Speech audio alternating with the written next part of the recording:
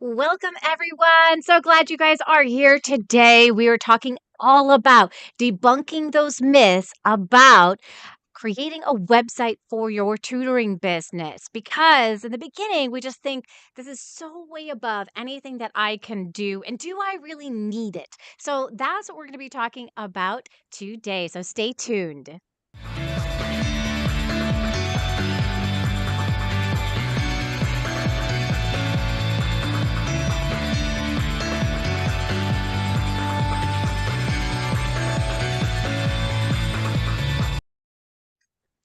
Hey, welcome back, you guys. And today I am joined by some pretty incredible tutors. And before we start talking about websites and all that stuff, we're going to introduce who they are and what they tutor, where they're from, all that great stuff. So we're going to start with Patty. Patty, tell everybody about who you are. Hello, I am Patty Levine, and I tutor math online for kindergarten through sixth grade students. And Mm, I am in Owasso, Michigan. So it's kind of in the Michigan. middle of the state there. Yeah. Awesome. Well, welcome. Thanks for joining us today. Always great to have a math point of view to this. Some people think that because of what they tutor, that maybe that's necessarily why they don't really need a website or those kinds of things. So I like that we have like a big mix here. We've got Audrey Vanis is joining us today. Introduce yourself, Audrey, and tell everybody a little bit about who you are. Yeah, I'm Audrey and I'm from Missouri and I tutor in reading and handwriting and I help close that reading gap by really focusing on building that sound letter correlation and building a strong phonemic awareness to help students just be equipped and have that strong foundation to learn to read. Woo woo, I love it. Fellow reading tutor in the house. Woo woo. And we've got Helen Fox here. Helen, tell us a little bit about yourself. Yeah, thanks. Sorry. I'm Helen Fox, and I'm in Indianapolis, Indiana, and I tutor high school English and mostly AP Lang, AP Lit, and IB, International Baccalaureate curriculum. So both of those have exams tied to them, and so it's very important for college credit and college acceptance. Oh, So that's my awesome. focus. Yay! Welcome. Well, thank you guys for joining me for this conversation because this is a big one, right? Because I did anybody here at the beginning struggle with building their website, like thinking like they needed a website or struggle with the idea of needing a website? Yeah, Oh, okay. yeah. So we're all in the same boat. What were some of the myths that kind of came to you about building a website? Like you, and maybe the things you hear other people saying too, but you like look back at that, you're like, yeah, I thought that too. I think the biggest thing was like thinking I was too early in the game to have a website because I didn't know, like, I didn't come in with like a clear vision of what I wanted to do. So I felt like I needed to know everything before I started. And I think that's a big Mm, myth because you can always adjust it as you go. So, yeah, especially when you're building it with the tools that exist today to build it. A lot of people think they need to like hire someone to build it. Yes, and I would say if you're going to hire someone to build it, maybe you do need to have a little bit more of a focus. But when you're building it yourself with a tool like Wix, you absolutely don't need to have that full focused feature. Like just get something up, and then it can be improved upon as time goes on. Right? exactly. How many times have you gone back and kind of fixed your website, Audrey? A handful of times, yeah. So I Yeah, was doing something completely different before I came to tutoring, and so that made a big change. But sure. since tutoring, like I kind of got the foundation, and then like every 6 months or so, I'll go and add different things depending on what I'm focusing on and stuff. Yeah, I love it. I love it. And we're getting more clear about our business the longer that we're Mhm. in business, so we can go back and we can make sure that that clarity is on our website. Did anybody else have that thought inside of their mind that they had to have like their whole entire business thought out before they could create a website? Yeah, Helen, you did. Maybe. Yeah, maybe. You're like, I don't know. It was so long ago. Yeah. I knew I needed a website, but I was definitely hesitant about creating that quote unquote shitty first draft, that Yeah. because your first draft of anything is probably not going to be exemplary. So I struggle with that reiteration process. Like I know I want to grow and change, but sometimes I'm like wanting it to be just, stagnant. But after meeting with Joanne recently, I've gone back and really revamped my whole website, my colors, my um how it's set up, and I just feel like it's so much more in line with what I need to be doing, and it feels so good to iterate on it. Yeah. And so that's something I had to really I'm getting more comfortable with as an entrepreneur. And I didn't necessarily think that was going to be something that was going to be as hard for me as it is. So Yeah, and congratulations for that. Because that's a big jump in realizing how we can really make this website work even better for us, right? And doing those kinds of things. Were you going to say, Patty? I don't remember exactly now, but yeah, probably um, a lot of the same things. I thought it was going to be expensive. I thought I was going to have to hire someone to do it. Yes. Yeah, expensive. And yeah, if we hire someone to do it, yes, it is going to be expensive, Yeah, right? And some people think that even doing it yourself is expensive because, Wix is not a free program, nor should it be. Um, but it's like how I tell people all the time that it's like having the sign on the front of your business. Yes, you have to buy one, right? Like you have to buy a sign that goes outside. If you were to have a brick and mortar, you have to buy a sign. They're not cheap, right? Like, but without that sign, people don't know that you exist. yeah, So this is like a great way for people to know that you exist, you're legit, they can learn more about you. And then we can even move further from there and make it a tool that just continuously brings in new students for us. And it And I grows think with that's you. huge. Oh, sorry. So Yeah, I no. was just thinking, like, it can grow with you beyond the tutoring students. Like, once you figure out kind of another thing you're going to offer to your audience, you can house that on your platform and you're not starting over. So you're kind of building that foundation. And so the returns are going to be maybe in a year, 2 years, but you're going to learn so much in the skill set of just having it and taking action. So, Yeah. Yeah. yeah. I, I think Yeah, go another ahead, really good Helen. way to I think another good way to think about that, like I really agree with what you just said, is that like your website really needs to be the place you're sending everyone, right? Your marketing funnel, your YouTube funnel, your Instagram, everything, you're probably sending them to that location. So I was, a lot of tutors, I think, including myself, get overwhelmed with all of those different things. But it's like, maybe let's just start with where you want people to go. And then you're branching out and you're creating those funnels to send them there.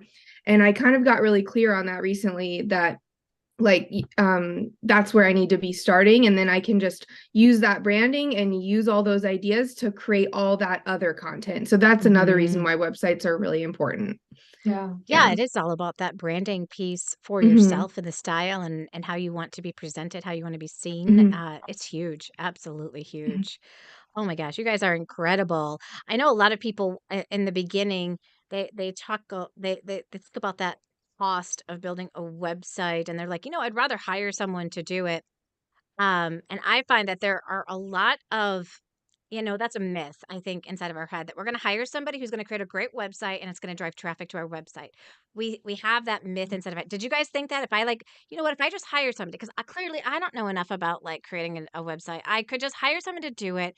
They'll do a much better job than I would ever do. And then clients will find me that way. Did anybody have that thought process going through their mind? I heard enough horror stories not to have that process of people Yeah. getting burned. So, and I thought too, like if they don't know where I'm going, like it's easy to get found, like do an SEO and make you first page. But is that really, are my clients actually going to be typing those things in? So it's a difference between Yes.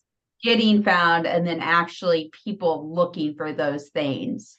Yeah, I did work with an SEO specialist that did not help me with finding the right keywords. And so they weren't keywords that my ideal clients were actually typing in. And then I got on page one, but it wasn't on page one for something that my clients would actually be typing in. And that is one of the problems. Sometimes these other companies, they can sell us on these great services. They sell us on the dream of having that website complete without having to do it ourselves. But it's going to cost you at least $1,000. You are going to have to still give them the copy that you need to write on your website because they do not know what to write there. Right? They don't just magically pull something out of the sky for you and say, okay, we're just going to write this for you. They're going to say, we need you to write what information do you want on your homepage, write your About Me page, what are your FAQs? Like you have to send all of that into them. And a lot of times we don't know what to write. It's like, okay, once you've written it, don't you feel like you've already done like most of the work? Like, and if I could have just typed that all inside of like something like Wix, like it doesn't seem like I really necessarily need to have one. I've seen other people too where they need to go and hire that expert again anytime they want to make changes to their Mhm. website. So if like you don't know how Mhm. to use your website, like a website is like your biggest asset, I feel like, in your business. You want to have complete control over it so that you can change it whenever you want to be able to change it. I think the biggest investment like one could make is just learning the marketing strategies and copy and getting a firm like understanding of that evergreen and then applying that to their unique business instead of doing it the other way around because it's going to take the Hmm. work of us. No one can do it besides us, to be honest. So, Right. Right. And you're missing out actually if you don't take the opportunity to do it yourself and kind of slog through some of those hard things. You're missing the opportunity to really refine and um, tackle and really sit with what do you want to put out there? What are you really doing here? And if you're just outsourcing that to someone else and you're just getting back what they are giving you, I've seen people just not be happy with the 10 sometimes like more iterations of what somebody's creating for them. And Yeah. that's just you could have been spending that time just putting in the work to create it from your own authentic like self. And Hmm. that's something I've been learning too. That my husband he's also an entrepreneur, and he was really emphasizing how the more that I'm sitting with it, the more authenticity I'm bringing to it, which speaks to people. And I think Hmm. that will help me in the long run. yeah. Yeah. Yeah. It is the authenticities. What is different about Mhm, you? What stands out about you? And sometimes that's mhm. even hard for us to figure out ourselves. We're like, I don't know. Like we need people to give us like a different perspective on that. So that it's been something that I've been helping a lot of tutors with lately because I find a lot of tutors are like, I don't know what to write. I'm like, all right, check it out. I can help you. 30 minutes. Let's go.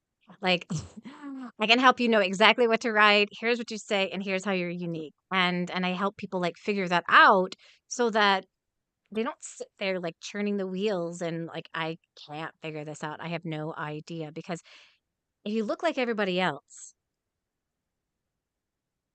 it's really going to be hard for people to then look at your prices and be like, why should I hire you then? If you look like Mhm. absolutely everybody else. So, what are Absolutely. some of the challenges that you guys faced when you were building your website? Well, right now I'm rebuilding it, and what I'm doing is I'm actually like kind of creating every almost every element for my homepage on Canva. And then I'm translating some to what Wix has on there. I want it to be really visually appealing. Hmm. So that is a challenge, figuring out and doing all of that step by step. And then also I've had the challenge of kind of niching down and figuring out how am I going to use my website to do that, which I think Joanne has helped me with recently. Yeah. Yeah, and that is really a big thing because a lot of us want to be able to tutor more than just one thing. We're like, but I enjoy tutoring more than just one thing. Why do I need it to be just about one topic? And they, I think a lot of times people don't realize, look, when you are seen as an expert in a topic, you get paid more. Mhm. And you also have that ability to speak to people from where they're at. Like if I do reading and math, how do I reach out to both of those? They're two different issues the kids are struggling with, Mhm. right? A kid can be good at reading, but not good at math. A kid can be good at math, but not good at reading, right? There are kids that struggle with both, yes, but, really the language that parents use is very different, right? So the language they use with the math is, "Oh, this new math." You hear it all the time. "This new math is just ridiculous. This is not the way we were taught math." They'll say things like, "Well, I'm not math-minded, therefore my child's not math-minded." But with reading, they'll say things like, "Oh, yes, I know I struggled with dyslexia as a child, and so I have a feeling my child may also have dyslexia," or "My child's a really slow reader, like, they're just reading really choppy." You see how all that language that we talked about, they're 2 completely different scenarios, right? And so here's what people who, like, create a big website with more than one topic say, "Is your child struggling with reading and math?" Well, does that really talk to me and get to the heart of the problem? Whereas if I say, um, "Has your child ever said they're not math-minded?" That's actually false. You know, some people are better at math naturally, but everybody can actually be math-minded. They can be taught. Right, so now I have a whole different thing. Or, um, did you have dyslexia when you were a child and now you have a fear that your child has dyslexia? I can help. There's just the messaging. The messaging becomes very clear to the point, and it's something that people can connect with. Yeah. So niching is a really, really important thing, not from the point of perspective of, I don't believe you can't teach it all. You can. You just can't communicate as well to your ideal client. That's the piece that people don't understand in the beginning. Anybody struggle with that piece of it? Like that, like, oh, why do I really need to niche down, especially for my website? Yeah, I have. Yeah. I Yeah, So think you I guys kind aren't of alone. knew what I wanted to do, so I think that helped. Like, this is Yeah. where I'm going, I think. So, yeah. yeah. It is easier when like you are like because I was a reading specialist too. It was really easy Mhm. for me to just like create a website that's just about reading, right? I didn't have that struggle either of like, okay, I like teaching both reading and math. I want to teach Yeah. both reading and math. Therefore, I want my website to be both reading and math. Yeah. Well, and I think to remember too, it doesn't mean you can't tutor Mhm. it. You're standing your presence as the one that you want to emphasize more to get those ideal customers to you. But if someone emailed you and said, "Hey, you do a great job with reading, will you add math to it?" Then that's your choice. There's a little bit of extra work for that sometimes, but you could say yes, but you're not known as the math tutor. So, Mhm. Mhm. Yeah, absolutely. Absolutely. And It if you look also, at other, yeah, go go ahead. ahead, go ahead. If you look at other successful kind of blossoming businesses, even on Instagram, you can see how usually people that are more successful have niched down to a point that they're able to really communicate with that core audience that's going to hit follow. And I mhm. was in a Instagram webinar recently, and they said you should really be niching down to a point where that it's a little uncomfortable and that you feel like you might be excluding people. And that does make sense to start out. A lot of people they reiterated a couple times how important it is to do that. So I don't think it's something that tutors are just thinking about. Lots of people Yes. trying to start businesses are. Absolutely, 100%. Anybody getting started in having an online business is having to have these same types of conversations. Mhm. It doesn't matter whether you are a tutor or you do something else. These are the conversations that entrepreneurs face and are thinking about because the more niche down you are, the better. And you can have a different focus and you can figure out what that focus is, and then you can be the expert in that focus. Like my focus for like helping tutors is that online presence, helping you create that online presence. That is my focus. Like, I can help you be able to create that online presence so that you can get more students and earn more money. That's the goal. And there are other people, they talk about using ads, right? Like Facebook ads or Google ads. That's not my thing. Mm-mm. Nope, because I watch my own money go doo doo down. So that's not my thing. That's not my forte. If that's what you're looking for, I'm not the coach for you. If you're looking for a way to get found organically online, I'm the coach for you. It becomes a different kind of playing game. I'd love to know from you guys, how has your business benefited because you did take the time to build your website?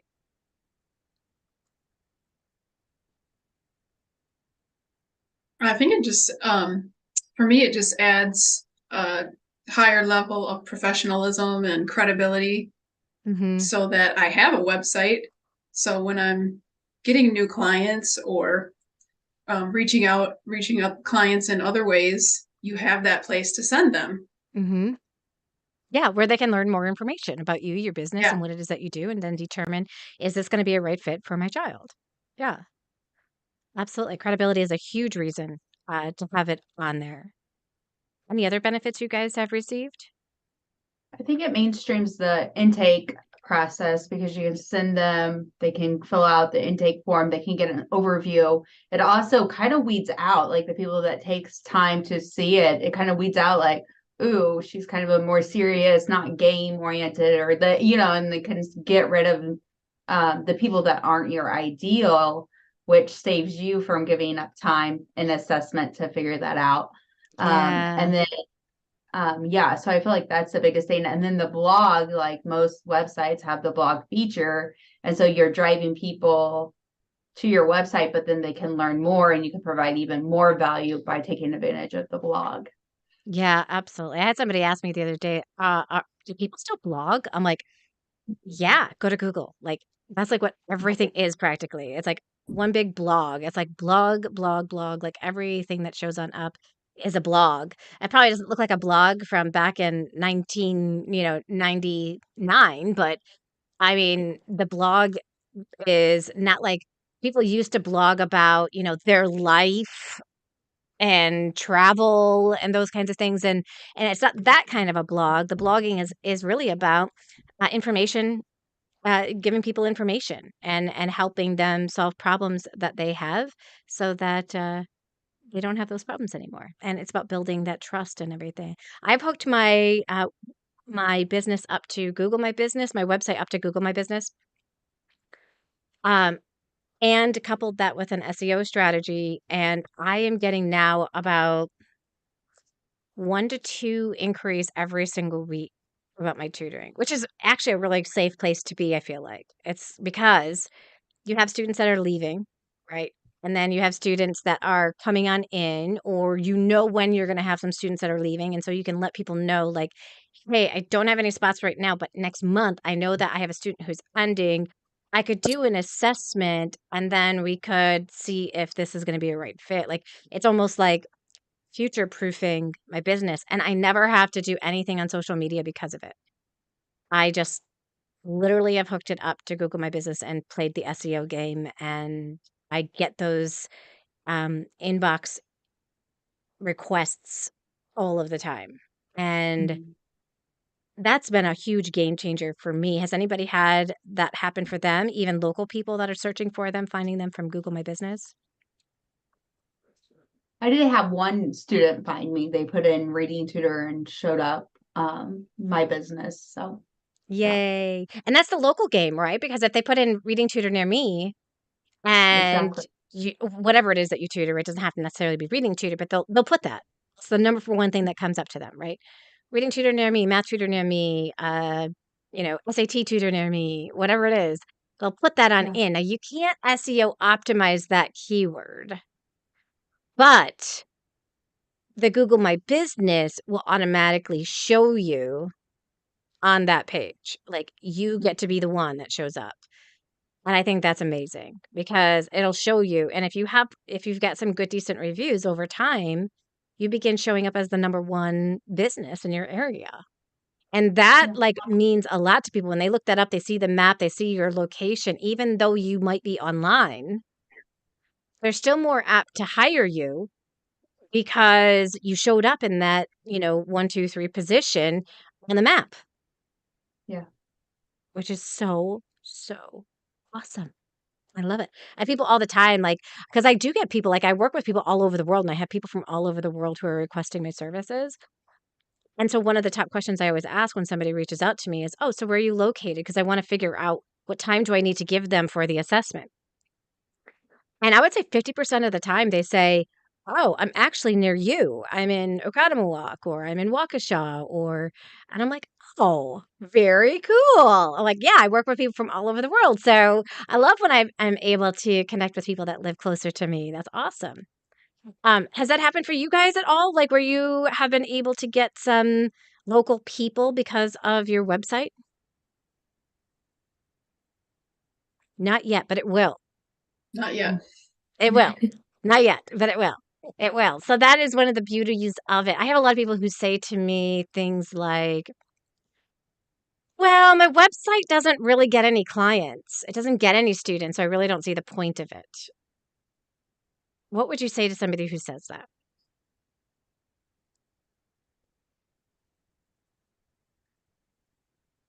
I think two things. One, it takes time to get going and to attract them. And then number two, it's another way of showing them who you are. And the website, it's yours because if Instagram decides to do something different with the business accounts or Facebook, even if you're not paying the ads, you lose all those followers if you haven't drawn them to your website. But if they know how to find you on your website, that's kind of your real estate, and you're a Mhm. little bit more guaranteed that than the shifting social medias. Mhm. Mhm. Yeah, we do have to think about it as real estate. I do agree with that. I think too that I've had some genuine inquiries on my website. Some of them are not genuine, they're just spam, but I've had some genuine inquiries, and that has shown me how it's important to have a website. And also, it's not just the website, right? It's a SEO strategy, it's other ways of them finding you. It's unlikely that if you just build a website, they'll come. That's not how it really works. And I'm working on that myself. But I Yeah. think that's really important. Yeah, there are things that we can do to let Google know that our Mhm. website exists, but then there's also things that we can know to let people know that our website exists, Mhm. right? And so in the beginning, we have to be pointing people to our website, and we need to give them a reason to point them to our website, not just to hire me, right? Because that's going to get old pretty quickly. But maybe I've created a blog post, right? Like, come here to check out this blog about, how to play games with your kids to um, how to play games with your kids to learn sight words, right? And then they're enticed to come over there to learn it. Oh, what kinds of games are there? Are there games that I'm not playing with my kid that I could be playing with my kid? And now they're enticed to come on over. Then you can also be using that SEO keyword that you found to get on page one. So now you are taking the whole world who might be wondering about that and driving traffic to your website of people that are at that exact stage with their child, you know, that that again is where that niche. I can't if I'm not niche down, I can't come up with those amazing ideas of like content to create like that. Um, so this really helps to be able to then drive that traffic to my website. If people don't know my website exists, most likely they're never going to find it. I have to point them there in the beginning. I have to start pointing them there. So, if I write a great blog post or in the beginning, a great one is, hey, to your friends, I'm starting this new business and I'd love feedback on my website. Everyone wants to give you feedback, I'll tell you. And then you just decide for yourself, do I want to take their feedback or not take their feedback? Do not take their feedback personally. Okay. Remember the strategy. The strategy is to point them to your website. Have them taking a look, getting like putting the buzz in their ear. And they may give some really great advice about your website that you could put into place that maybe you didn't consider as well on top of that. Just don't take it personally. Like, don't look at your website as your baby that can't be molded and made better. Because Every single one of us can do things to improve our website at any point in time. There's always things we can do to improve it. It's never perfect. It's not a one and done. I never have to touch it or look at it again resource or tool. But that is a great way in the beginning, if you're just getting started, ask people. Ask people to take a look at it and give you feedback. That's going to be driving traffic there. People are going to be staying on your website longer, which is what you want, because that is letting the SEO Google algorithm know that, hey, when people come to this website, they stay here for a little while. They don't just click away. And so if you have a low bounce rate out of the gate, then Google starts giving you, they give you a score for your website. They score you from 1 to 100, right? So automatically, if people are staying longer on your website, you're already improving your SEO score with Google because of that. One of my goals that might help that is like creating content on my website, like helpful content for students, so that if they're in AP Lang, if they're in AP, if they're in IB, they can go to my website and they can find helpful content there to help them. So ebooks, videos, all that. I want to create that so that they can kind of use it as a tool. So I'm providing help to them, answering some of their needs, and then hopefully creating more leads and clients.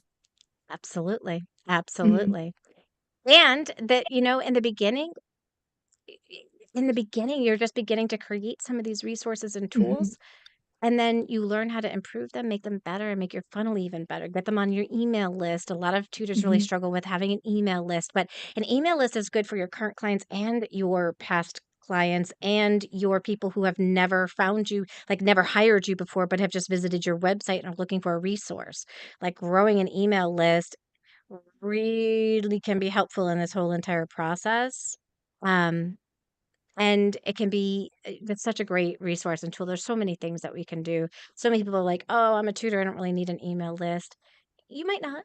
You might not. I mean, there's lots of ways to generate referrals. And email list is one way, but it's a great way. It's a great way. Build that list, build that community, build that authority, and amazing things will happen. So, what are some tips that you have for tutors that are just starting right now and building their website? Like our Jumpstart Your Online Tutoring Business Masterclass, they just really started building their websites and going on in. Some people are refining their websites, but some of them are just in those beginning stages of building their website. What kind of information would you give them? Tips, suggestions, thoughts? Probably, yeah, just jump in and get started with it and take small baby steps every day, small actions every day to get the momentum going with it. Mm-hmm. And also just remember that done is better than perfect. Mm-hmm. Yeah, for sure. Don't be That's too why perfection. that's why we created the A and B path. Like, okay, guys, we got an A and a B path. Like, how expertise do you want this to look? Right? Our A path is I want this to look amazing. I want to have every single piece in place. Like, I want all my ducks in a row.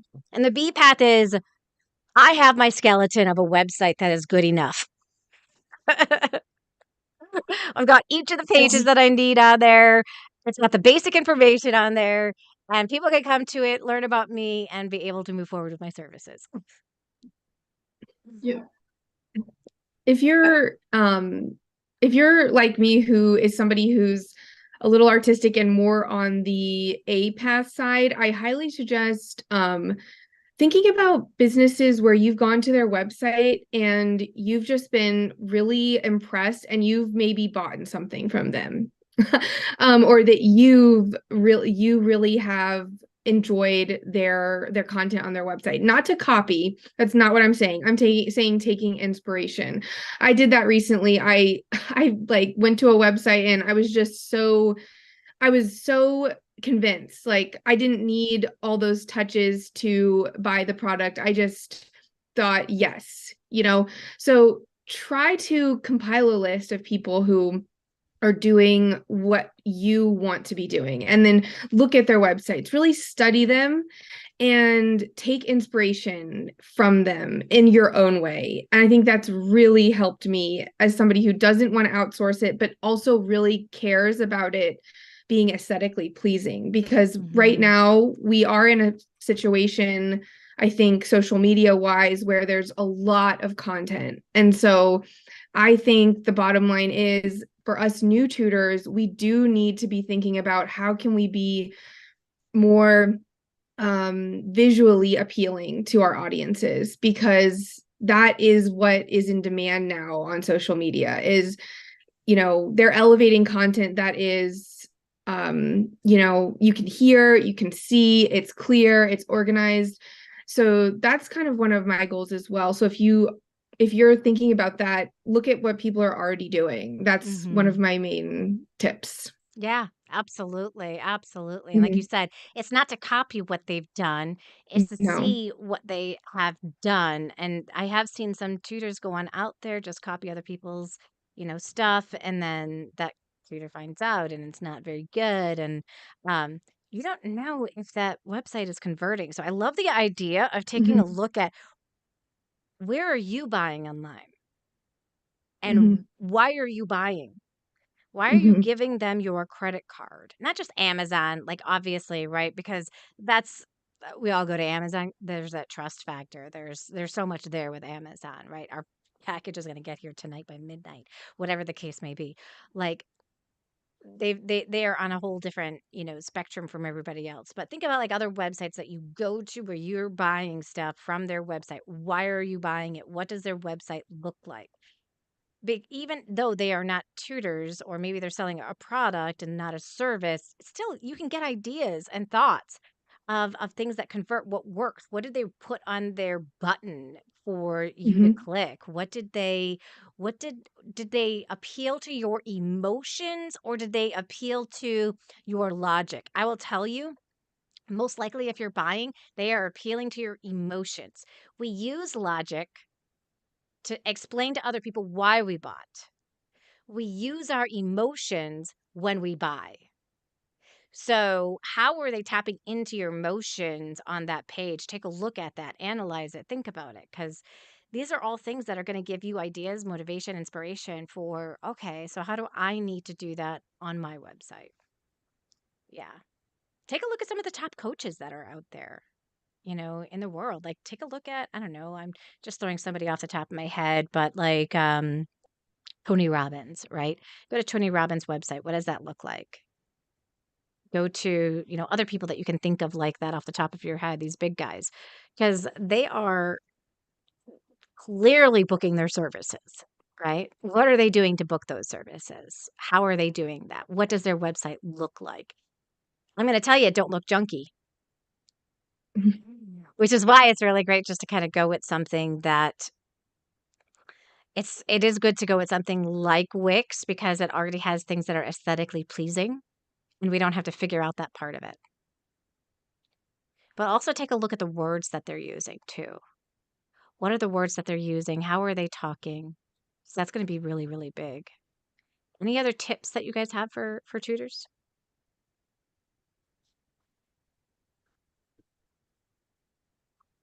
Just to ask for help and support Mm-hmm. from other tutors or other networks that you are part of, the Jumpstart Yeah. community or Yeah. Facebook Yeah. groups or whatever. Yeah. Absolutely. Yeah. Even on the Mhm. Ultimate Support Group for Online Tutors, we have a lot of people will ask about their website, and people will always give feedback on their website, which is fantastic, because sometimes we just need another set of eyes, another set of opinions. We just have to remember to not be tied to our website like it's a baby, so that when people give us feedback, we feel like a loser, or we feel like I'm not meant to do this. It's not good enough, or it's never good enough. Like, don't let your head go there. Only think about, is this information that I agree with that I'm going to use to improve, or is this information that I'm going to put into this other box, right? So just think of it as having these boxes. People are giving you feedback. This is the box where I'm going to actually take action. This is the box where I'm just going to put it aside and kind of shove it to the corner. We're never putting the feedback right here into ourselves. Because when we put the feedback right here into ourselves, we take it personally. We think we're a loser. We think there's, oh, who am I to be able to create this, or think that I could create this, right? That is not what any of this is about. It's not about you. Your website is not about you. Your website is actually about the person that comes to visits the website. Your website shouldn't just be about you. Yes, it's selling you and your services, but it should be about the problems that the child is encountering and how you can be the solution to that problem. Not the I teach this way and okay, so this is something that everybody always says, like stay away from the words that everybody uses. I have a personalized approach to teaching, which is completely different from everybody else. No, it's not. Everybody writes that. What is your personalized approach? Be specific. My personalized approach is I do an assessment using the QRI-7. When I take a look at that QRI-7, I'm able to identify the gaps that your child specifically has. For example, if your child isn't answering certain types of comprehension questions, I then am able to figure out what types of questions they aren't able to answer and guide them specifically on how to answer those types of questions so they can increase and improve their comprehension. Now people are listening to that, right? And they're like, oh, that seems like a really good approach. Awesome. But if I just say I have a personalized style of instruction and I go into no details about it, that's all I say. You will find that on every single tutor's website. Like no tutor is like, I'm following a scripted program and I only follow it lesson to lesson. I've never seen any tutor write that. I've never. So if you think you're standing out because you have personalized instruction to each of the children that you're working with, you're not standing out. So you have to think about, but where do we stand out? Yes, we might all be doing that, but I bet you any money, Helen doesn't have that same approach with the students that she works with. She doesn't use the QRA-7 to identify the gaps and then figure out what types of comprehension questions they're not able to answer and then provide instruction based off those things, right? She's got a different focus, a different way of going about it. And so think about that. Like, try to be very specific when you say those terms, like, break them down so that somebody who's reading it will be like, oh, that seems like a really good strategy. That's awesome. I want to try that. I want to work with her. Awesome. Yeah. I'll give a couple tips. One is if you're using Wix, they have a really great support, like that's free. So just use the chat, and if you get stuck, it can be really hard to get started in some of those just building on your own. Sometimes you have questions and just use that. It's really helpful. The other thing I have as a tip is for like using YouTube. So if you're struggling to create something, just use YouTube and watch a tutorial. There's a lot of great Canva tutorials on YouTube, especially for creating the right sizing for different things. And that's really helped me, like if I've gotten stuck, just to use YouTube. So Mhm. those are Yeah, some tips to get you absolutely. unstuck. Because then you can watch, Mhm. stop, do. Watch, Yeah. stop, do. Watch, Mhm. stop, do. That's Yep. what I do. It's like kind of like going through, okay, I'm having this problem. This is what I want to do. And then you just go Mhm. into, like you said, YouTube, type it on Mhm. in, and then you have that visual walkthrough of how do I do Mhm. this that you can follow and then be able to solve that problem. Yeah. I just love where technology is today, you guys, and that it can be that easy. You know what I mean? Just that's Yeah. Yeah. unbelievable that all this stuff is just available to us to do. Wix even has their own YouTube channel. So you can go to wix.com and then you can search inside of Wix for the specific thing that you're looking for help for. And they probably have created a tutorial on it themselves as well. So that's another thing to kind of take into consideration when you're going through this process. So yeah, and so use the people, the support of the people, the communities you're a part of, use the resources online to help guide you through that process, and know that with the right processes, it's going to bring you clients. It is. If it's not bringing you clients, do you think you should quit? Because there's other people that are getting clients from it. So if it's not bringing you clients, you need to find out, okay, well, instead of just giving up on my website, what do I need to improve upon? I've heard about SEO. Maybe I could improve on my SEO and then people could find me organically. Or maybe I could get backlinks again so that I can improve my SEO. So, like, the more you get backlinks from other people to your website, it increases your number if they are a higher ranking website than you. So there's lots of things that you can do to get better results and think about I always think about it like this. somebody has the information that I need. I need to find them.